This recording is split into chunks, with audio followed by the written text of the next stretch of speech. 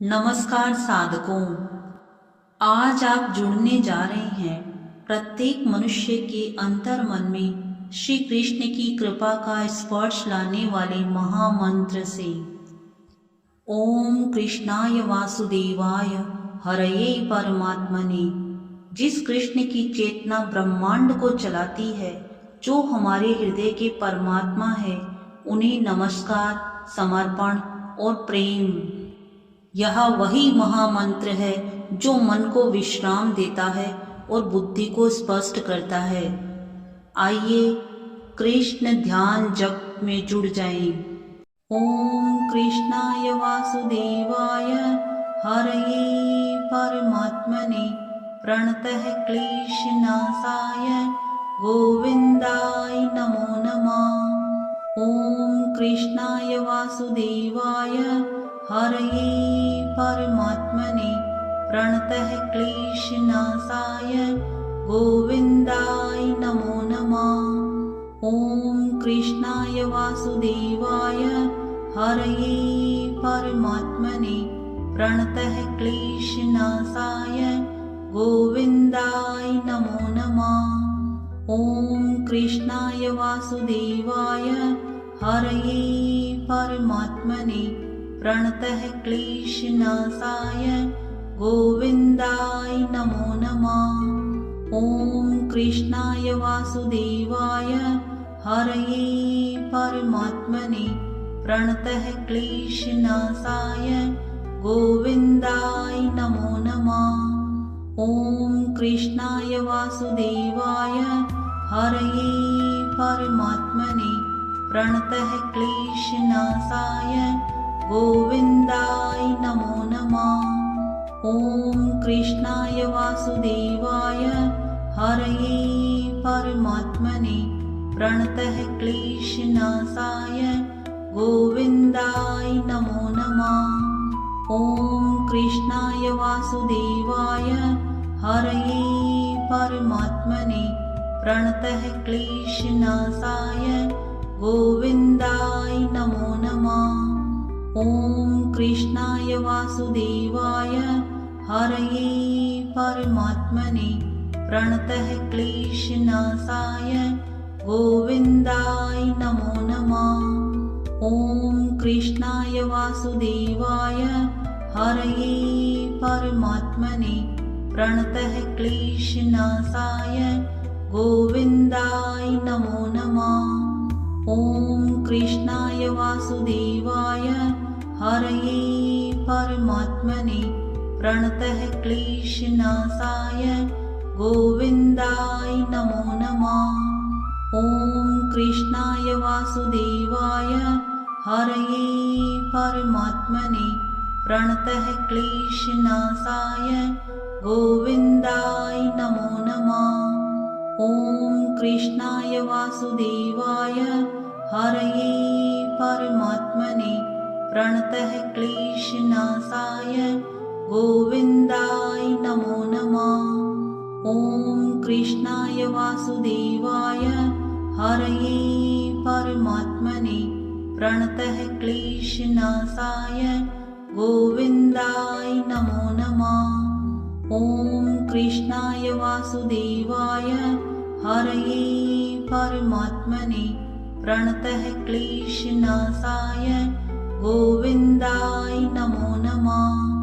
ओम कृष्णाय वासुदेवाय हरये परमात्मने प्रणतः क्लेशनाशाय गोविंदाय नमो नमः। ओम कृष्णाय वासुदेवाय हरये परमात्मने प्रणतः क्लेशनाशाय गोविंदाय नमो नमः। ओम कृष्णाय वासुदेवाय हरये परमात्मने प्रणतः क्लेशनाशाय गोविंदाय नमो नमः। ओम कृष्णाय वासुदेवाय हरये परमात्मने प्रणतः क्लेशनाशाय गोविंदाय नमो नमः।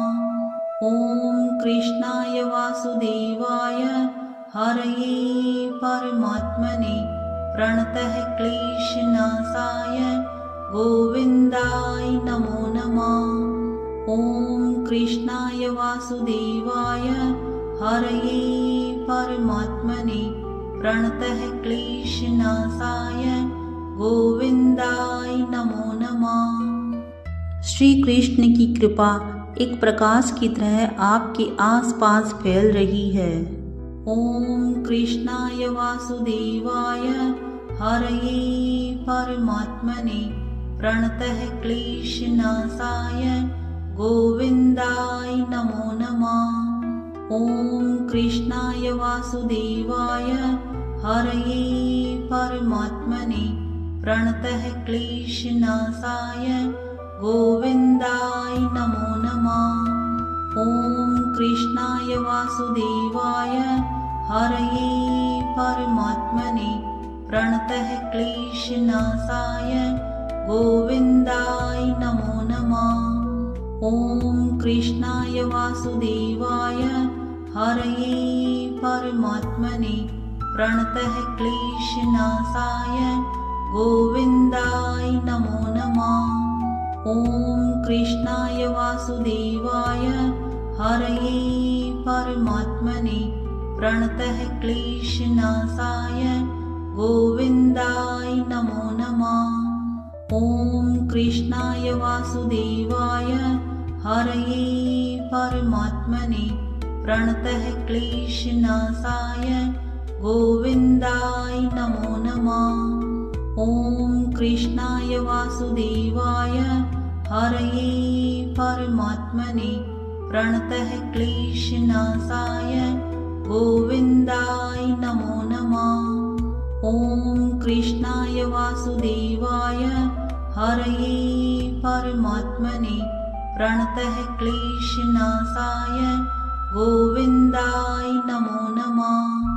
ॐ कृष्णाय वासुदेवाय हरये परमात्मने प्रणतः क्लेशनाशाय गोविन्दाय नमो नमः।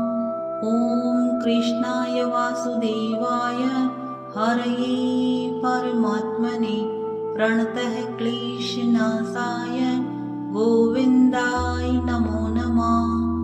ॐ कृष्णाय वासुदेवाय हरये परमात्मने प्रणतः क्लेशनाशाय गोविन्दाय नमो नमः।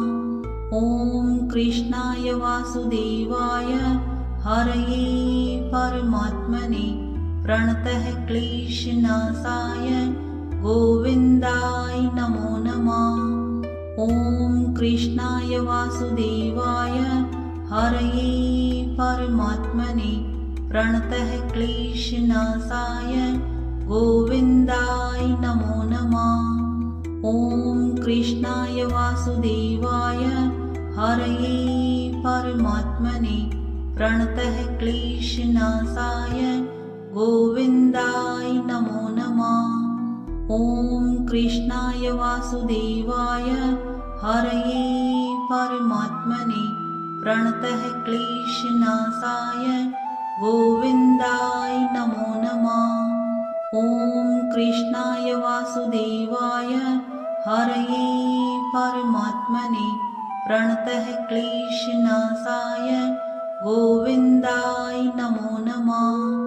ॐ कृष्णाय वासुदेवाय हरये परमात्मने प्रणतः क्लेशनाशाय गोविन्दाय नमो नमः।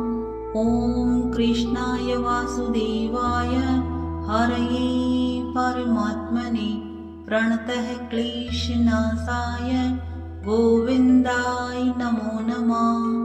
ॐ कृष्णाय वासुदेवाय हरये परमात्मने प्रणतः क्लेशनाशाय गोविन्दाय नमो नमः। ॐ कृष्णाय वासुदेवाय हरये परमात्मने प्रणतः क्लेशनाशाय गोविन्दाय नमो नमः। ॐ कृष्णाय वासुदेवाय हरये परमात्मने प्रणतः क्लेशनाशाय गोविन्दाय नमो नमः। ॐ कृष्णाय वासुदेवाय हरये परमात्मने प्रणतः क्लेशनाशाय गोविन्दाय नमो नमः। ॐ कृष्णाय वासुदेवाय हरये परमात्मने प्रणतः क्लेशनाशाय गोविन्दाय नमो नमः। ॐ कृष्णाय वासुदेवाय हरये परमात्मने प्रणतः क्लेशनाशाय गोविन्दाय नमो नमः। ॐ कृष्णाय वासुदेवाय हरये परमात्मने प्रणतः क्लेशनाशाय गोविन्दाय नमो नमः। ॐ कृष्णाय वासुदेवाय हरये परमात्मने प्रणतः क्लेशनाशाय गोविन्दाय नमो नमः। ॐ कृष्णाय वासुदेवाय हरये परमात्मने प्रणतः क्लेशनाशाय गोविन्दाय नमो नमः। ॐ कृष्णाय वासुदेवाय हरये परमात्मने प्रणतः क्लेशनाशाय गोविन्दाय नमो नमः। ॐ कृष्णाय वासुदेवाय हरये परमात्मने प्रणतः क्लेशनाशाय गोविन्दाय नमो नमः। ॐ कृष्णाय वासुदेवाय हरये परमात्मने प्रणतः क्लेशनाशाय गोविन्दाय नमो नमः। ॐ कृष्णाय वासुदेवाय हरये परमात्मने प्रणतः क्लेशनाशाय गोविन्दाय नमो नमः। ॐ कृष्णाय वासुदेवाय हरये परमात्मने प्रणतः क्लेशनाशाय गोविन्दाय नमो नमः। ॐ कृष्णाय वासुदेवाय हरये परमात्मने प्रणतः क्लेशनाशाय गोविन्दाय नमो नमः। ॐ कृष्णाय वासुदेवाय हरये परमात्मने प्रणतः क्लेशनाशाय गोविन्दाय नमो नमः। ॐ कृष्णाय वासुदेवाय हरये परमात्मने प्रणतः क्लेशनाशाय गोविन्दाय नमो नमः। ॐ कृष्णाय वासुदेवाय हरये परमात्मने प्रणतः क्लेशनाशाय गोविन्दाय नमो नमः। ॐ कृष्णाय वासुदेवाय हरये परमात्मने प्रणतः क्लेशनाशाय गोविन्दाय नमो नमः। ॐ कृष्णाय वासुदेवाय हरये परमात्मने प्रणतः क्लेशनाशाय गोविन्दाय नमो नमः। ॐ कृष्णाय वासुदेवाय हरये परमात्मने प्रणतः क्लेशनाशाय गोविन्दाय नमो नमः। ॐ कृष्णाय वासुदेवाय हरये परमात्मने प्रणतः क्लेशनाशाय गोविन्दाय नमो नमः। ॐ कृष्णाय वासुदेवाय हरये परमात्मने प्रणतः क्लेशनाशाय गोविन्दाय नमो नमः। ॐ कृष्णाय वासुदेवाय हरये परमात्मने प्रणतः क्लेशनाशाय गोविन्दाय नमो नमः। ॐ कृष्णाय वासुदेवाय हरये परमात्मने प्रणतः क्लेशनाशाय गोविन्दाय नमो नमः। ॐ कृष्णाय वासुदेवाय हरये परमात्मने प्रणतः क्लेशनाशाय गोविन्दाय नमो नमः। ॐ कृष्णाय वासुदेवाय हरये परमात्मने प्रणतः क्लेशनाशाय गोविन्दाय नमो नमः। ॐ कृष्णाय वासुदेवाय हरये परमात्मने प्रणतः क्लेशनाशाय गोविन्दाय नमो नमः। ॐ कृष्णाय वासुदेवाय हरये परमात्मने प्रणतः क्लेशनाशाय गोविन्दाय नमो नमः। ॐ कृष्णाय वासुदेवाय हरये परमात्मने प्रणतः क्लेशनाशाय गोविन्दाय नमो नमः। ॐ कृष्णाय वासुदेवाय हरये परमात्मने प्रणतः क्लेशनाशाय गोविन्दाय नमो नमः। ॐ कृष्णाय वासुदेवाय हरये परमात्मने प्रणतः क्लेशनाशाय गोविन्दाय नमो नमः। ॐ कृष्णाय वासुदेवाय हरये परमात्मने प्रणतः क्लेशनाशाय गोविन्दाय नमो नमः।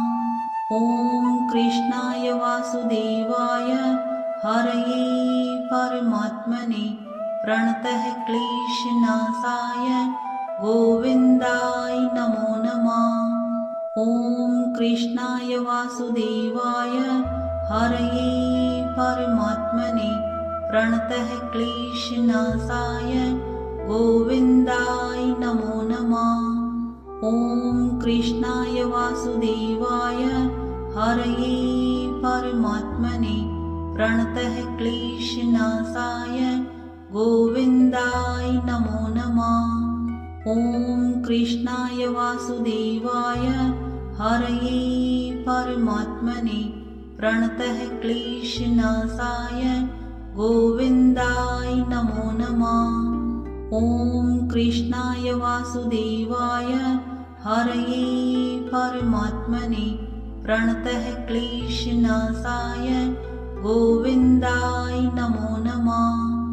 ॐ कृष्णाय वासुदेवाय हरये परमात्मने प्रणतः क्लेशनाशाय गोविन्दाय नमो नमः। ॐ कृष्णाय वासुदेवाय हरये परमात्मने प्रणतः क्लेशनाशाय गोविन्दाय नमो नमः।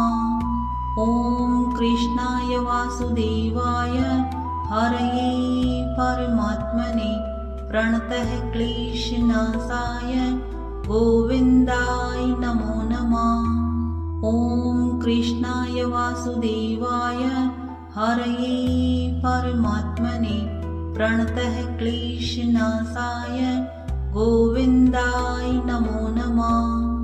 ॐ कृष्णाय वासुदेवाय हरये परमात्मने प्रणतः क्लेशनाशाय गोविन्दाय नमो नमः।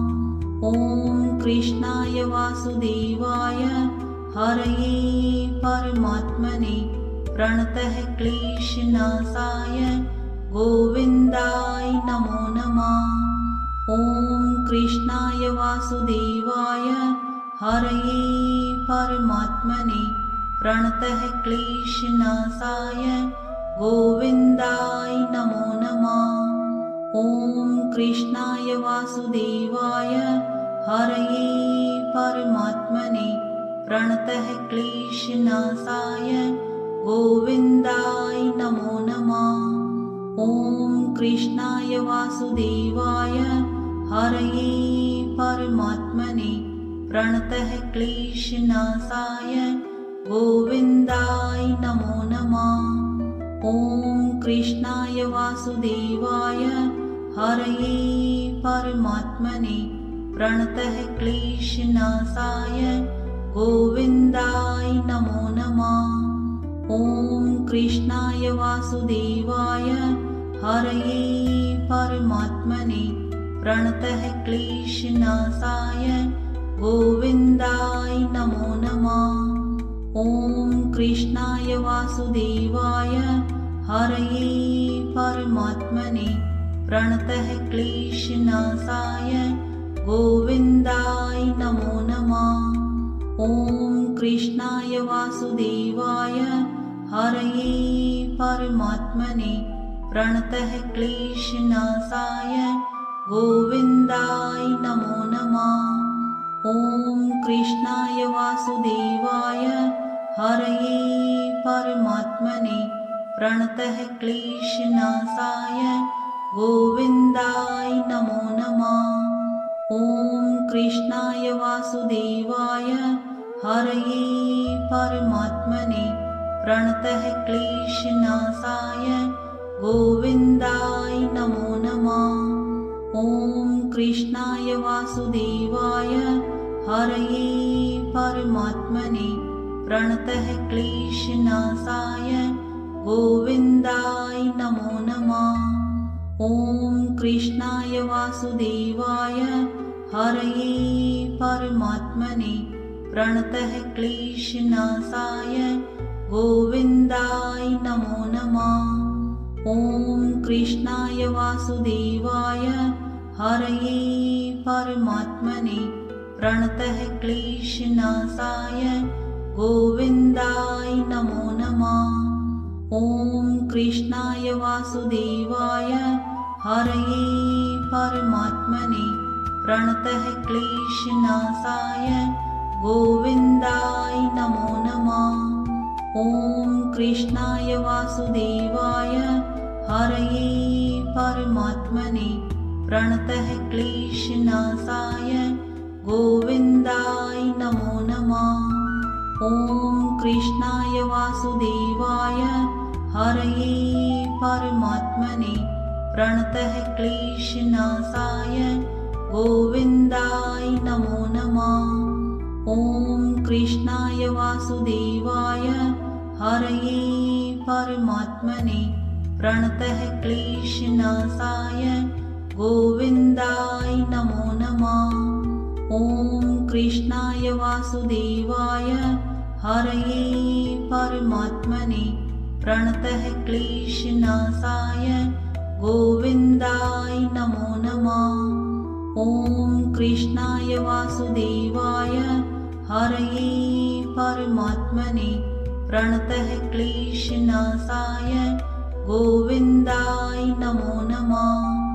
ॐ कृष्णाय वासुदेवाय हरये परमात्मने प्रणतः क्लेशनाशाय गोविन्दाय नमो नमः। ॐ कृष्णाय वासुदेवाय हरये परमात्मने प्रणतः क्लेशनाशाय गोविन्दाय नमो नमः। ॐ कृष्णाय वासुदेवाय हरये परमात्मने प्रणतः क्लेशनाशाय गोविन्दाय नमो नमः। ॐ कृष्णाय वासुदेवाय हरये परमात्मने प्रणतः क्लेशनाशाय गोविन्दाय नमो नमः। ॐ कृष्णाय वासुदेवाय हरये परमात्मने प्रणतः क्लेशनाशाय गोविन्दाय नमो नमः। ॐ कृष्णाय वासुदेवाय हरये परमात्मने प्रणतः क्लेशनाशाय गोविन्दाय नमो नमः। ॐ कृष्णाय वासुदेवाय हरये परमात्मने प्रणतः क्लेशनाशाय गोविन्दाय नमो नमः। आपके जीवन की उलझनें इस जप के साथ पिघलने लगी है। इस मंत्र का नाम जप करने के लिए धन्यवाद। आपने आज अपने मन, ऊर्जा और कर्म तीनों को शुद्ध किया है। कृष्ण कृपा सदैव आप पे बनी रहे। जय श्री कृष्णा।